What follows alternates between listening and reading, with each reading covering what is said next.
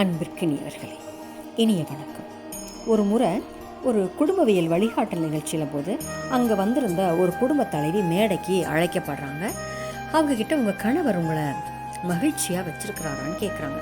அந்த நேரத்தில் அங்கே உட்கார்ந்துருந்த அந்த கணவனுக்கு பயங்கரமான ஆர்ப்பரிப்பு. ஏன்னா கண்டிப்பாக தன்னுடைய மனைவி ஆம்னு தான் சொல்லுவாங்க. அப்படியே சட்டையை தூக்கி விட்டுட்டு தலையை நேராக நிமிர்த்தி அப்படியே பார்க்குறார்.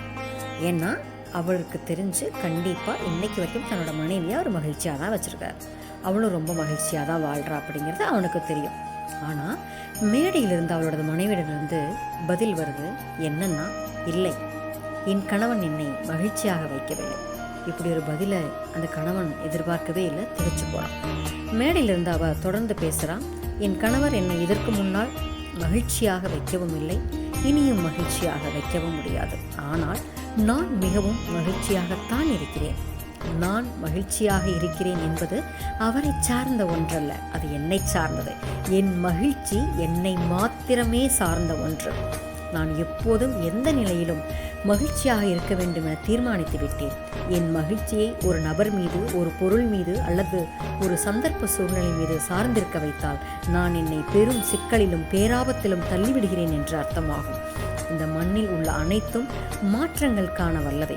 காலங்கள் மாறும், காலநிலைகள் மாறும், பொருளாதார நிலைகள் மாறும், உடல் ஆரோக்கியம், மனநலம், உளவியல் என எல்லாமே மாற்றங்கள் கண்டுகொண்டே தான் இருக்கும். உறவினர்கள், நண்பர்கள், ஏன் எனக்காக அனுதாபப்பட்டவர்கள் கூட மாறலாம்.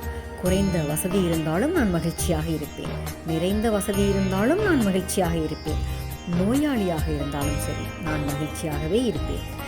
எனக்கு இப்பொழுது திருமணமாகிவிட்டது. நான் இப்போது மிகவும் மகிழ்ச்சியாக இருக்கிறேன்.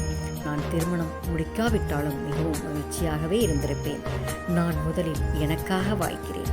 என் வாழ்வை நேசிக்கிறேன். அதனால் எனது ஆத்மா எனக்கு முக்கியம். என் மகிழ்ச்சி எனக்கு முக்கியம்.